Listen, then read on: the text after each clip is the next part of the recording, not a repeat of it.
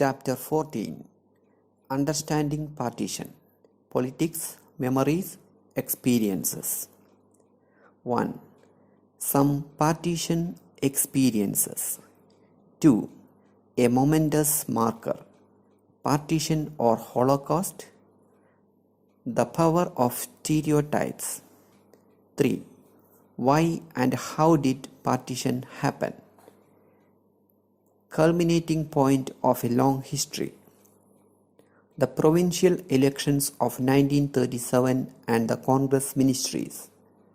The Pakistan Resolution. The suddenness of partition. Post-war developments. A possible alternative to partition. Towards partition. 4. The withdrawal of law and order.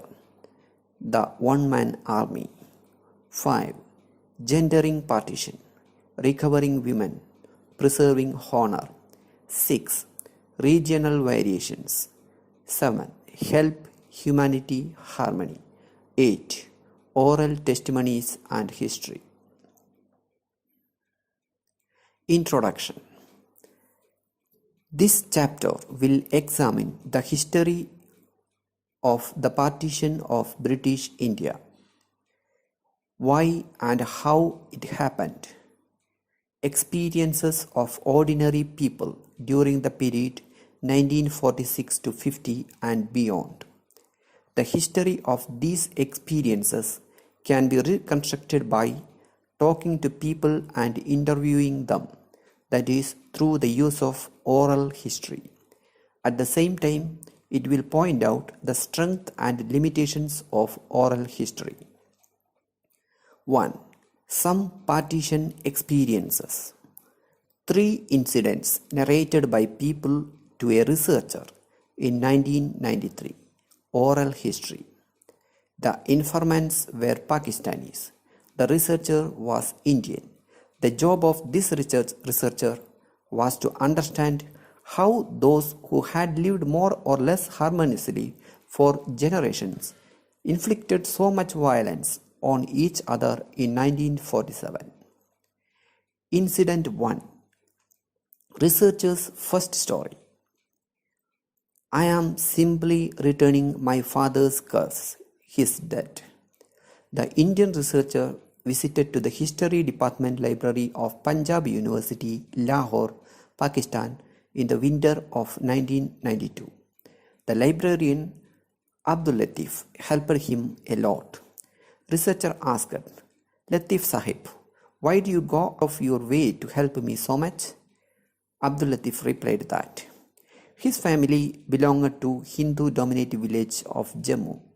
Muslims were massacred by Hindu ruffians in August 1947 during the partition. His father was only Muslim youth left alive.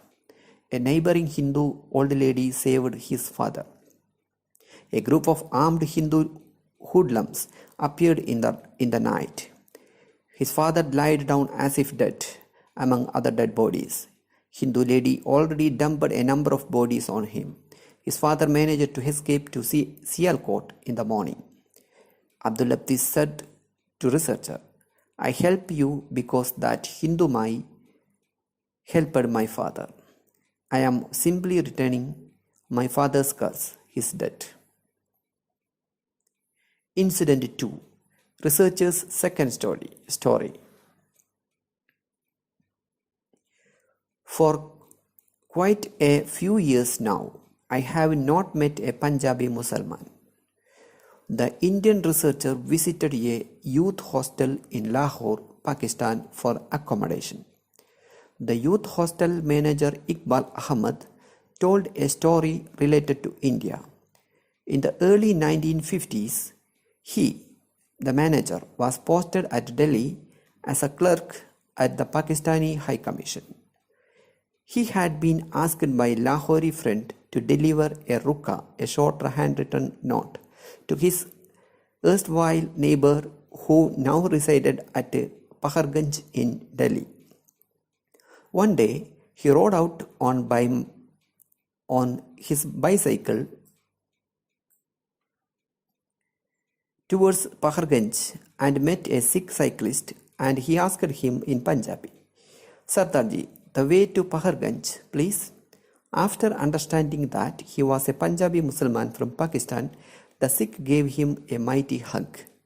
Sikh said, for quite a few years now, I have not met a Punjabi Muslim. I have been longing to meet one, but you cannot find a Punjabi speaking Muslim here. Incident 3. Researcher's third story. No, you can never be ours. The researcher met a Pakistani citizen in Lahore in 1992. He mistook researcher to be a Pakistani studying abroad. Once researcher revealed his Indian citizenship, all of a sudden his tone changed. Oh, Indian, I had thought you were Pakistani. Researcher tried his best to impress upon him that he always see himself as South Indian. No, you can never be ours. Your people wiped out my entire village in 1947. We are sworn enemies and shall always remain so. Partition or Holocaust. Several 100,000 people were killed and innumerable women raped and abducted. Millions were uprooted, transformed into refugees in alien lands.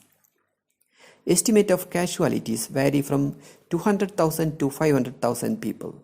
Some 15 million had to move across hastily constructed frontiers separating India and Pakistan.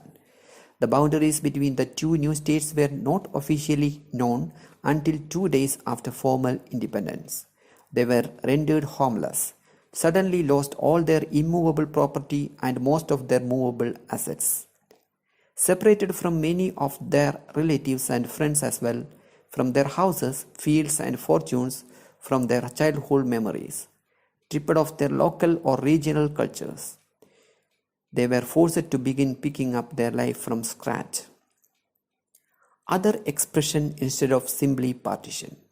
The following are terms used instead of partition.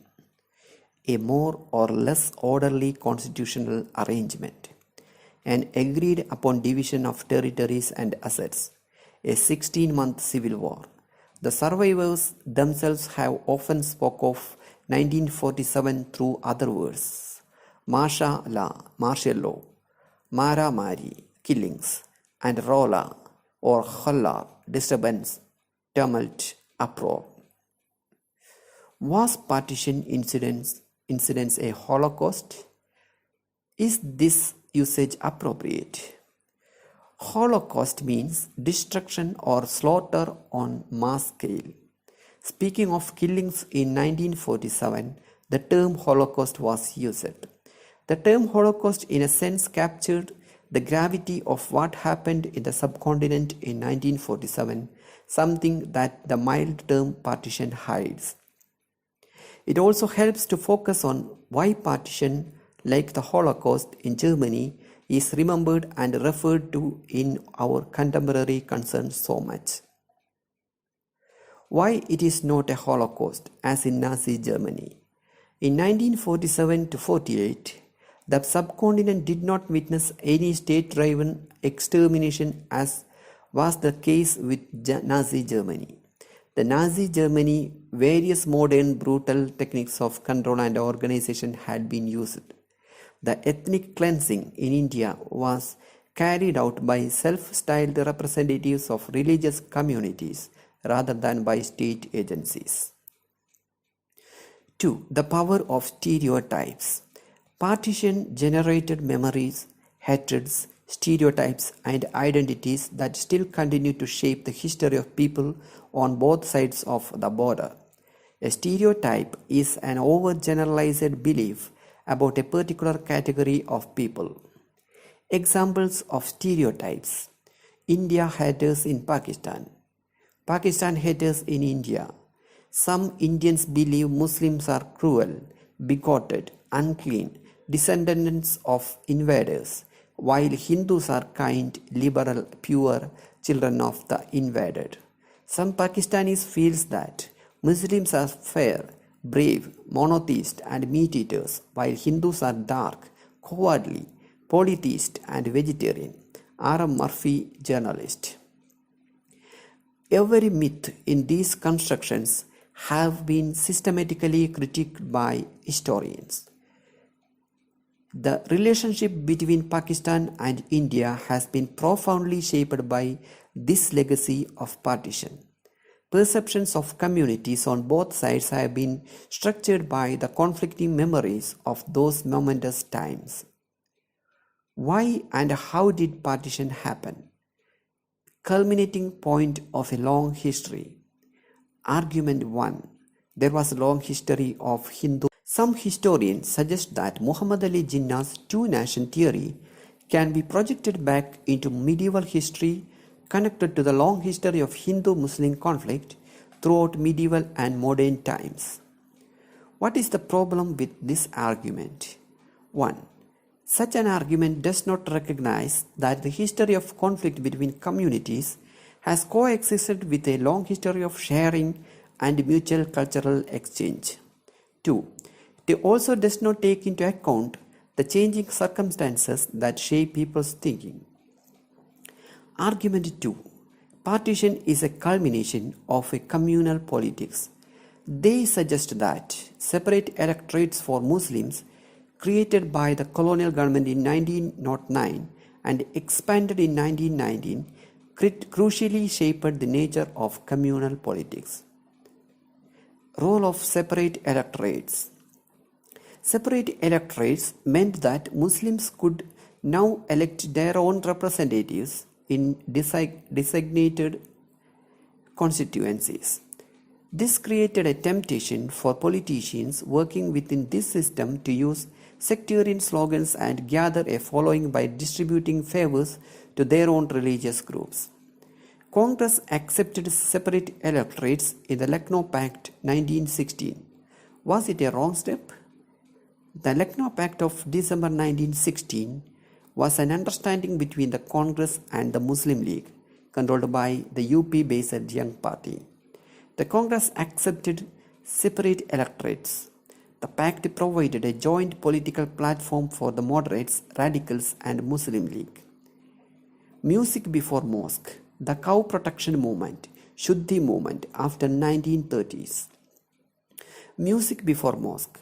The playing of music by a religious procession outside a mosque at the time of namaz could lead to Hindu-Muslim violence. Muslims were angered by music before mosque, by the cow protection movement, and by the efforts of Arya Samaj to bring back the Hindu fold, Shuddhi, those who had recently converted to Islam. Arya Samaj, a North Indian Hindu reform organization of the late 19th and early 20th centuries, particularly active in the Punjab, which sought to revive Vedic learning and combine it with modern education in the sciences. Spread of Tabligh, propaganda and Tanzim organization after 1923. Hindus were angered by the rapid spread of Tabligh, propaganda and Tanzim organization after 1923. Every communal riot deepened the difference between communities, creating disturbing memories of violence.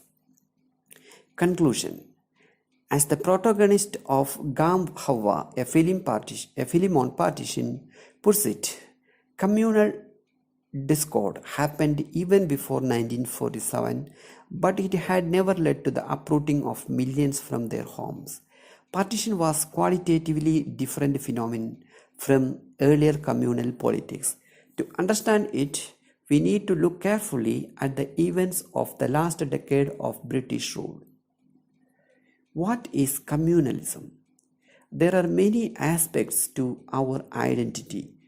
Identities we have. Identities are dynamic or no fixed identity. 1. Gender. 2. Language. 3. Locality. 4. Economic status, poor or rich. 5. Occupation. 6. Caste. 7. Religion. 8. Nation. 9. As world citizens. Communalism refers to a politics that seeks to unify one community around a religious identity in hostile opposition to another community. It seeks to define this community identity as fundamental and fixed. It attempts to consolidate this identity and present it as natural, as if people were born into the identity, as if the identities do not evolve through history over time. In order to unify the community, communalism suppresses distinctions within the community and emphasizes the essential unity of the community against other communities. One could say communalism nurtures a politics of hatred for an identified other Hindus in the case of Muslim communalism and Muslims in the case of Hindu communalism. Communalism then is a particular kind of politicization of religious identity, an ideology that seeks to promote conflict between religious communities. In the context of the multi-religious country, the phrase religious nationalism can come to acquire a similar meaning. The provincial elections of 1937 and the Congress ministries, how election result led to communal thought. In 1937, elections to the provincial legislatures were held for the first time. Only about 10 to 12% of the population enjoyed the right to vote. The Congress did well in the elections, winning an absolute majority in 5 out of 11 provinces and forming governments in 7 of them. It did badly in the constituencies reserved for Muslims, but the Muslim League also fared poorly, polling only 4.4% of the total Muslim vote cast in this election. The League failed to win a single seat in the Northwest Frontier Province and could capture only 2 out of 84 reserved constituencies in the Punjab and 3 out of 33 in the Sindh. Congress denies Muslim League's demand. In the United Provinces, the Muslim League wanted to form a joint government with the Congress. The Congress had won an absolute majority in the province, so it rejected the offer. Some scholars argued that this rejection convinced the League that if India remained united, the Muslims would find it difficult to gain political power because they would remain a minority. The League assumed that only a Muslim party could represent Muslim interests and that the Congress was essentially a Hindu party. It was from this point onwards that the League doubled its efforts at expanding its social support. Later, the Congress did not achieve any substantial gains in the Muslim mass contact program it launched. Why Congress denied League's demand? In the United Provinces, the party had rejected the Muslim League's proposal for the coalition government partly because the League tended to support landlordism, which the Congress wished to abolish. Secularism of Congress questioned. League calls it a Hindu party. The leading Congress leaders in the late 1930s insisted need for secularism. But these ideas were by no means universally shared lower down in the party hierarchy or even by all Congress ministers. Maulana Azad, an important Congress leader, pointed out in 1937 that members of the Congress were not allowed to join the League, yet congressmen were active in the Hindu Mahasabha, at least in the central provinces, present-day Madhya Pradesh.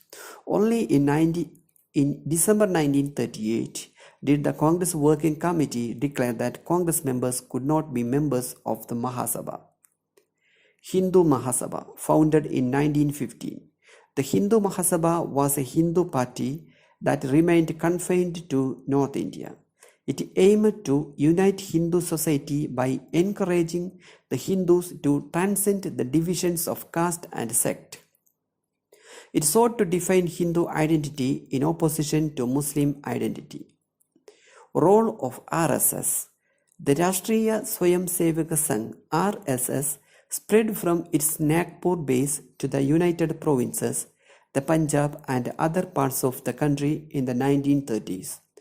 By 1940, the RSS had over 100,000 trained and highly disciplined cadres pledged to an ideology of Hindu nationalism, convinced that India was a land of the Hindus. The Pakistan Resolution. 3. The Pakistan Resolution. The Muslim League. Initially floated in Dhaka in 1906, Muslim League was quickly taken over by the UP-based Muslim elite. The party began to make demands for autonomy for the Muslim majority areas, the subcontinent and or Pakistan in the 1940s. The name Pakistan. The name Pakistan or Pakistan from Punjab, Afghan, Kashmir, Sindh and Balochistan was coined by a Punjabi Muslim student at Cambridge, Chaudhary Rahmat Ali, who in pamphlets written in 1933 and 1935 desired a separate national status for this new entity. No one took Rahmat Ali seriously in the 1930s, least of all the League and other Muslim leaders who dismissed this idea merely as a student's dream. The Pakistan Demand. On 23 March 1940, the League moved a resolution demanding a measure of autonomy for the Muslim majority areas of the subcontinent. This resolution never mentioned partition or Pakistan. In fact, Sikandar Hayat Khan, Punjab Premier and leader of Unionist Party, who had drafted the resolution, declared in a Punjab Assembly speech on 1st March 1941 that he was opposed to a Pakistan. He reiterated his plea for the loose, united confederation with considerable autonomy for the confederating units. The origins of Pakistan demand. The origins of the Pakistan demand have also been traced back to the Urdu poet Muhammad Iqbal, the writer of Sare Jahan Se Acha Hindustan Amara. In his presidential address to the Muslim League in 1930, the poet spoke of a need for the Northwest Indian Muslim state. Iqbal was not visualizing the emergence of a new country in that speech but reorganization of Muslim majority areas in northwestern India into an autonomous unit within a single loosely structured Indian federation. Unionist Party, a political party representing the interest of landholders, Hindu, Muslim and Sikh in the Punjab. The party was particularly powerful during the period of 1923-47. The suddenness of partition. The Muslim League Resolution of 1940. The League's resolution of 1940 demanded geographically contiguous units are demarcated into regions, which should be so constituted with such territorial readjustments as may be necessary that the areas in which the Muslims are numerically in a majority, as in the northwestern and eastern zones of India, should be grouped into constitute independent states in which the constituent units shall be autonomous and sovereign. Sad outcome. The League itself was vague about its demand in 1940s. There was a very short time, just 7 years between the first demand and partition. No one knew what the creation of Pakistan meant and how it might shape people's lives in the future. Many who migrated from their homelands in 1947 thought they would return as soon as peace prevailed again. In the beginning, Jinnah himself may have seen the Pakistan idea as a bargaining counter useful for blocking possible British concessions to the Congress and gaining additional favors for the Muslims. Post-war developments. In 1945, the British agreed to create an entirely Indian Central Executive Council, except for Viceroy and the Commander-in-Chief.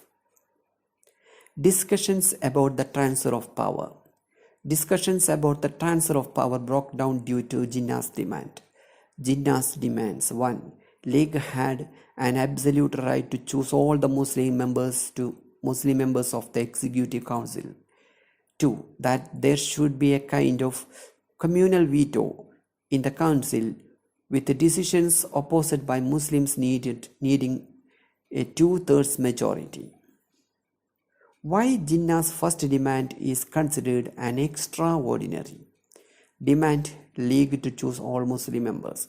Large sections of the nationalist Muslims supported the Congress. Its delegation for these discussions was headed by Maulana Azad.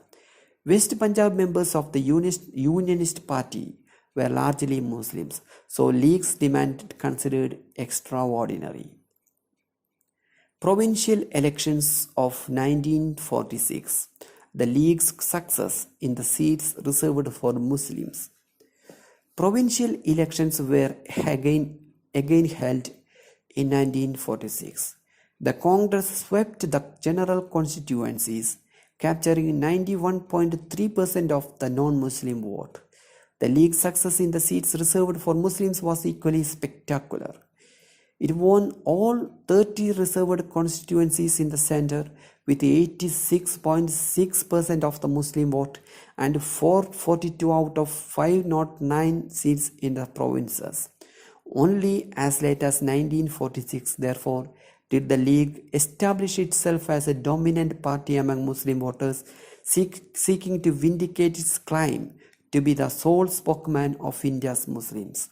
About 10 to 12% of the population enjoyed the right to vote in the provincial elections and a mere 1% in the elections for the Central Assembly.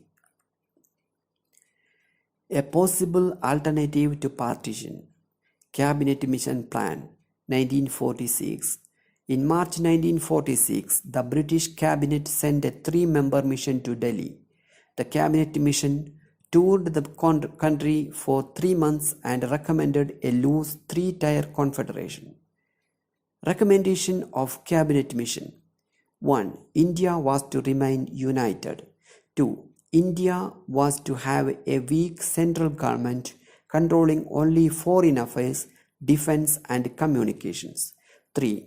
The existing provincial assemblies being grouped into 3 sections while electing the Constituent Assembly. Section A for the Hindu majority provinces, Section B and C for the Muslim majority provinces of the Northwest and the Northeast, including Assam, respectively. 4. The sections or groups of provinces would comprise various regional units. They would have the power to set up intermediate level executives and legislatures of their own. Neither the League nor the Congress agreed to the Cabinet Mission's proposal.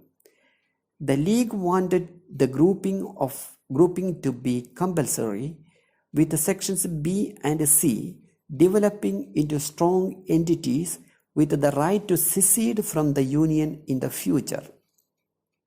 The Congress wanted that provinces be given the right to join a group.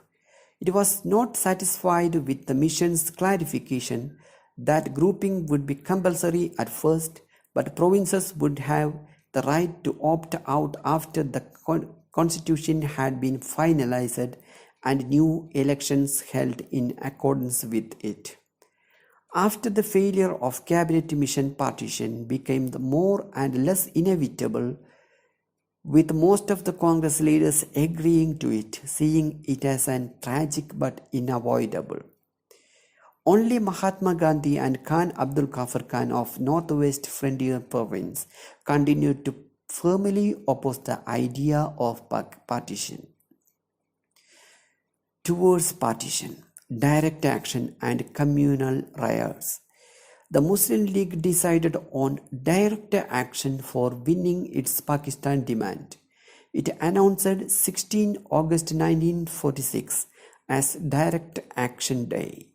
On this day, riots broke out in Calcutta, lasting several days and leaving several thousand people dead. By March 1947, violence spread to many parts of northern India. In March 1947, that the Congress High Command voted for dividing the Punjab into two halves, one with Muslim majority and the other with Hindu Sikh majority. It asked for the appreciation of similar principle to Bengal. By this time, given the numbers game, many Sikh leaders and congressmen in the Punjab were convinced that partition was a necessary evil. Otherwise, they would be swamped by Muslim majorities and Muslim leaders would dictate terms. In Bengal too, a section of Bhadralok Bengali Hindus who wanted political power to remain with them began to fear that permanent tutelage of Muslims, as one of their leaders put it. Since they were in numerical minority, they felt that only a division of the province could ensure their political dominance. 4. The withdrawal of law and order. The collapse of the institutions of governance. The bloodbath continued for about a year from March 1947 onwards. One main reason for this was the collapse of the institutions of governance. Police failure. Penderal Moon, an administrator serving in Bahawalpur in present-day Pakistan at the time, noted how the police failed to fire even a single shot when arson and killings were taking place in Amritsar in March 1947. Amritsar district became the scene of bloodshed later in the year when there was a complete breakdown of authority in the city. Failure of British officials. British officials did not know how to handle the situation. They were unwilling to take decisions and hesitant to intervene. When panic-stricken people appealed for help, British officials asked them to contact Mahatma Gandhi, Jawaharlal Nehru, Vallabhbhai Patel and Muhammad Ali Jinnah. Nobody knew who could exercise authority and power. The top leadership of the Indian parties were involved in negotiations regarding independence. Many Indian civil servants in the affected provinces feared for their own lives and property. The British were busy preparing to quit India. Failures of army and police. Problems were compounded because Indian soldiers and policemen came to act as Hindus, Muslims or Sikhs. As communal tension mounted, the professional commitment of those in uniform could not be relied upon. In many places, not only did policemen help their co-religionists, but they also attacked members of other communities. The one-man army, Gandhi. The 77-year-old Gandhiji moved from the villages of Naukali in East Bengal, present-day Bangladesh, to the villages of Bihar, then to the right-turn slums of Calcutta and Delhi, in a heroic effort to stop Hindus and Muslims kill each other, careful everywhere to reassure the minority community. In October 1946, Muslims in East Bengal targeted Hindus. Gandhiji visited the area, toured the village on foot, and persuaded the local Muslims to guarantee the safety of Hindus. Similarly, in other places such as Delhi, he tried to build a spirit of mutual trust and confidence between the two communities.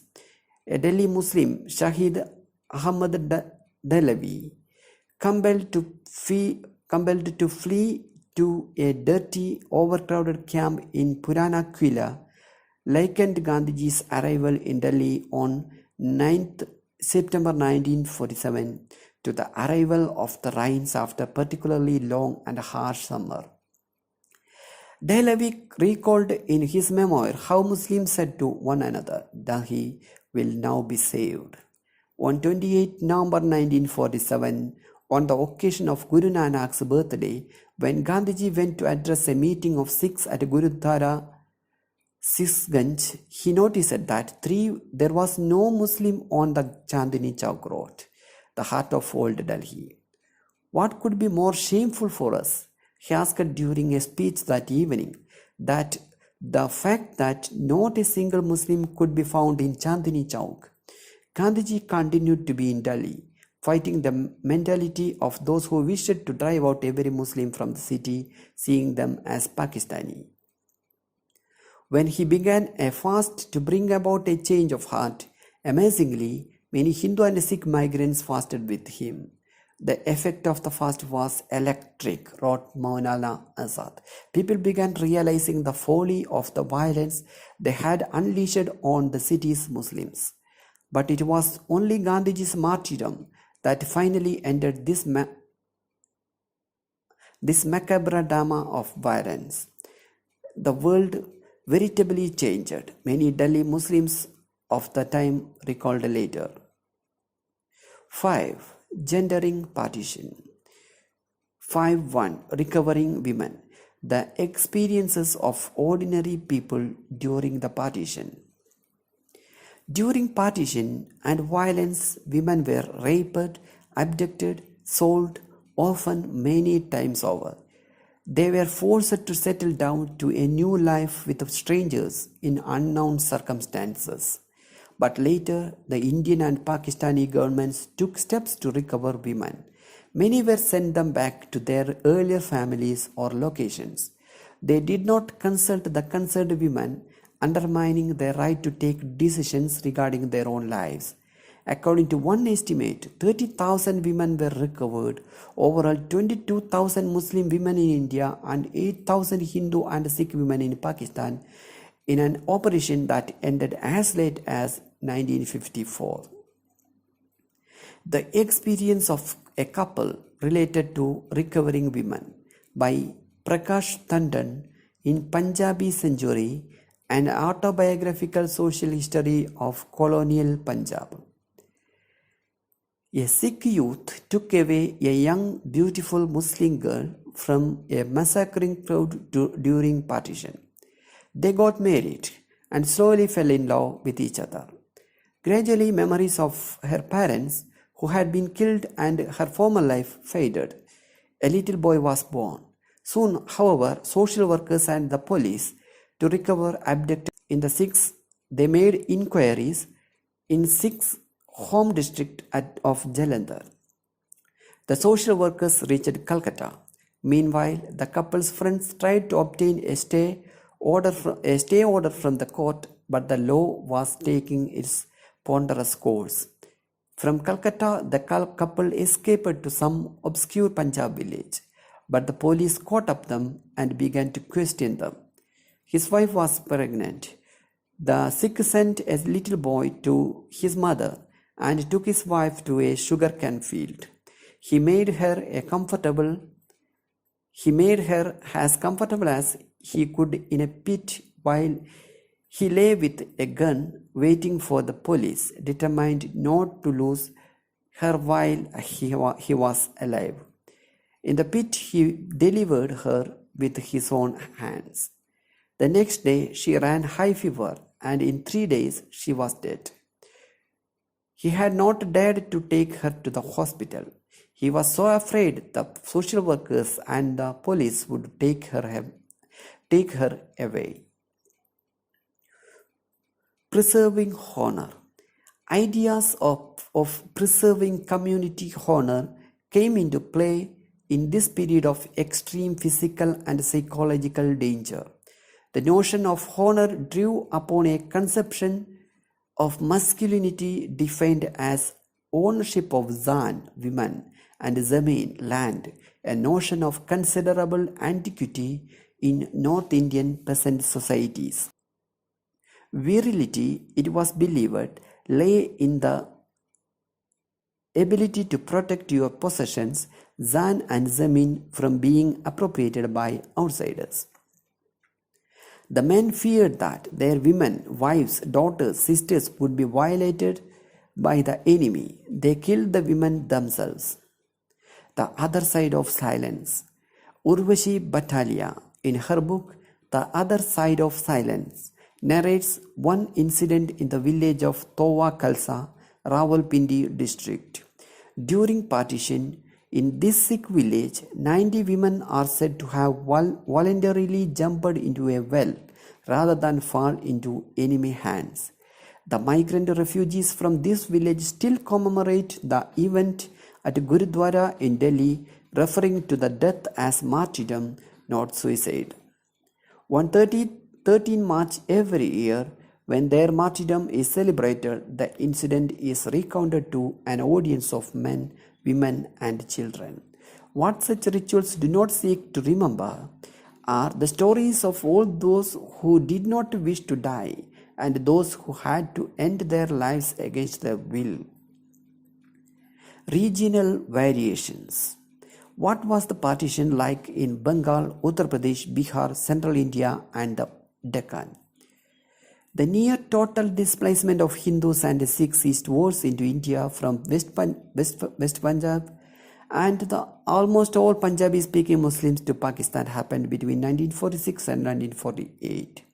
Many Muslim families of Uttar Pradesh, Bihar, Madhya Pradesh, and Hyderabad in Andhra Pradesh continued to migrate to Pakistan through the 1950s and early 1960s, although many chose to remain in India.